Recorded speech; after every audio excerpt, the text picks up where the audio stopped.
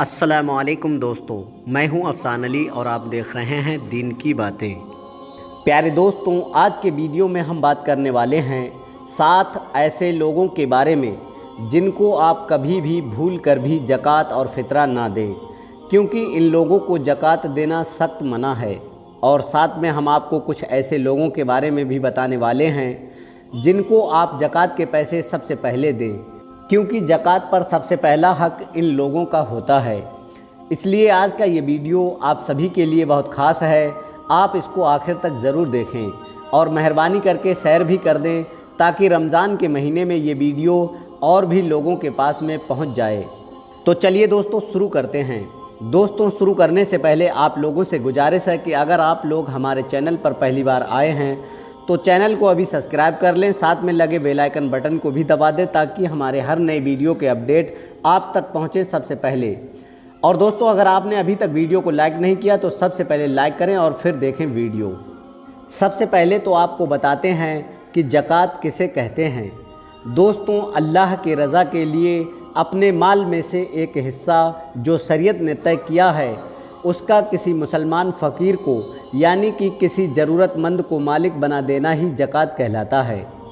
रमज़ान के महीने में हर मुसलमान अपने साल भर की कमाई ज़कात के तौर पर निकालते हैं, मगर ज़कात निकालते वक्त इस बात का ध्यान रखें, जिसको मना है उसको आप कभी ना दें, और ज़कात पर जिसका पहला हक़ होता है आप उसको ज़कात दें।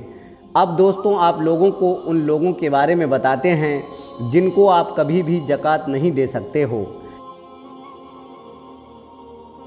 चाहे ये लोग कितने भी गरीब क्यों ना हों। इनको ज़कात देना सख्त मना है। याद रखें, आप अपने असल माँ बाप को कभी ज़कात नहीं दे सकते हैं, यानी कि जिन्होंने आपको पैदा किया है उसको आप कभी भी ज़कात नहीं दे सकते हैं। इसके अलावा आप अपने दादा दादी, नाना नानी को भी ज़कात नहीं दे सकते हैं। इसके अलावा आप ये भी याद रखें, आप अपनी औलाद को, जैसे कि आप अपने बेटे को या बेटी को ज़कात नहीं दे सकते हैं। साथ ही आप अपने नवासा या नवासी को, पोता या पोती को भी ज़कात नहीं दे सकते हैं। इसके अलावा दोस्तों, मियाँ बीवी भी आपस में कभी एक दूसरे को कभी ज़कात नहीं दे सकते हैं। और साथ ही आप ऐसे बच्चों को भी कभी ज़कात नहीं दे सकते हैं जिनके माँ बाप मालदार हों, क्योंकि ऐसे बच्चे भी अपने माँ बाप की वजह से मालदार ही गिने जाते हैं, चाहे माँ बाप अपने बच्चों को पैसे दे या ना दे। इसके अलावा आले रसूल सल्लल्लाहु ताला अलैहि वसल्लम को यानी कि सैयद को आप कभी भी ज़कात नहीं दे सकते हैं, चाहे वो शरई तौर पर गरीब ही क्यों ना हो। मगर हाँ, इसके साथ आप अपने भाई बहन, चाचा, फूफा, खाला, मामू, अपने बहू, अपने दामाद, अपने सौतेले माँ बाप, शौहर की तरफ से सौतेले औलाद को आप ज़कात के पैसे दे सकते हो, क्योंकि इनको आपको ज़कात देना जायज़ है। अब दोस्तों, उन लोगों के बारे में बताते हैं जिनका ज़कात पर सबसे पहला हक़ होता है। याद रहे, कुरान पाक में ऐसे 5 लोगों का ज़िक्र आया है जो ज़कात के असली हक़दार होते हैं। इसलिए जब आप भी किसी को ज़कात देंगे तो इन 7 लोगों में से किसी को दो।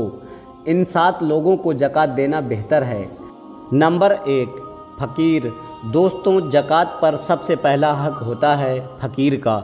फ़कीर ऐसे शख्स को कहते हैं, मान लीजिए किसी शख्स की आमदनी 1000 रुपये है और उसका खर्चा 2500 रुपये है, यानी कि ऐसा शख्स जिसकी आमदनी खर्च से आधे से भी कम है, तो ऐसे शख्स की हमें 1500 रुपये तक ज़कात देकर मदद कर देनी चाहिए।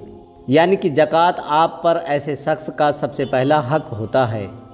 नंबर 2, मिस्कीन यानी कि गरीब को। दोस्तों, ज़कात पर दूसरा हक़ होता है मिस्कीन का। मिस्कीन ऐसे शख्स को कहते हैं जो फ़कीर से थोड़ा अमीर होता है। यानी कि मिस्कीन ऐसे शख्स को कहते हैं, मान लीजिए कि अगर किसी शख्स की आमदनी 1000 रुपये है और उसका खर्च 1500 रुपये है, यानी कि ऐसा शख्स जिसकी आमदनी खर्च से आधे से ज़्यादा हो, तो ऐसा शख्स मिस्कीन कहलाता है। और ऐसे शख्स की हमें 500 रुपये तक की मदद कर देनी चाहिए। नंबर 3, तारिके कल्ब। दोस्तों, ज़कात पर तीसरा हक़ होता है तारिके कल्ब का। अब कुछ भाई पूछेंगे कि तारिके कल्ब क्या होता है।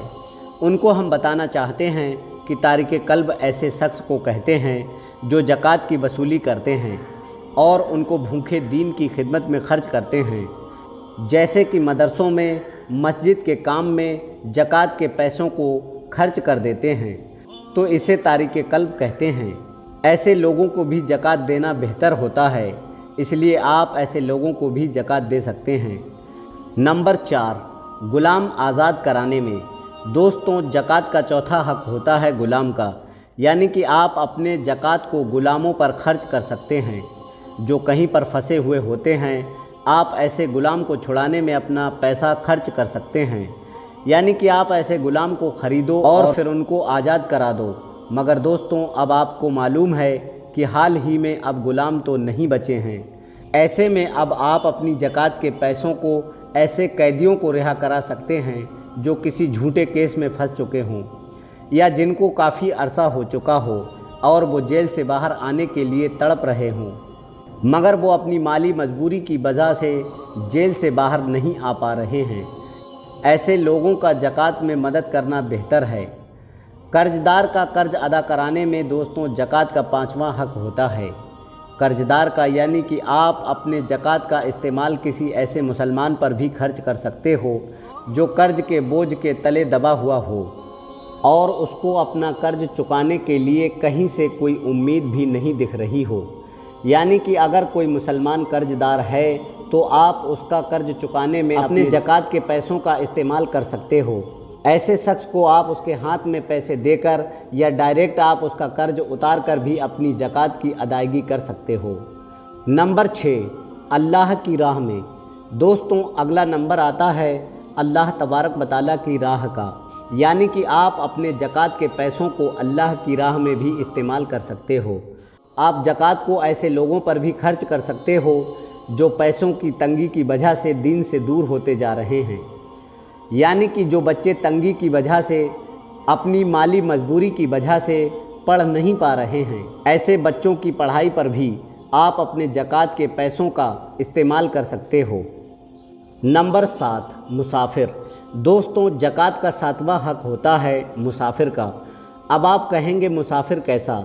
मान लीजिए आपके पास में बहुत सारा पैसा है और आप सही सफ़र पर जा रहे हैं, लेकिन आप जब अपने शहर से चले जाते हो, घर से काफ़ी दूर चले जाते हो और वहाँ पर आपके पैसों को कोई निकाल लेता है, यानी कि चोरी कर लेता है और आपके पास कुछ भी नहीं बचता है। आपके सारे पैसे तो निकल गए हैं। अब आप वहाँ से वापस कैसे आएंगे? ऐसे मौके पर एक मुसलमान का फ़र्ज़ बनता है कि वो ऐसे शख्स की मदद करे और उसका वापस घर आने का बंदोबस्त करे। ऐसे शख्स की ज़कात के पैसों से मदद करना बेहतर है।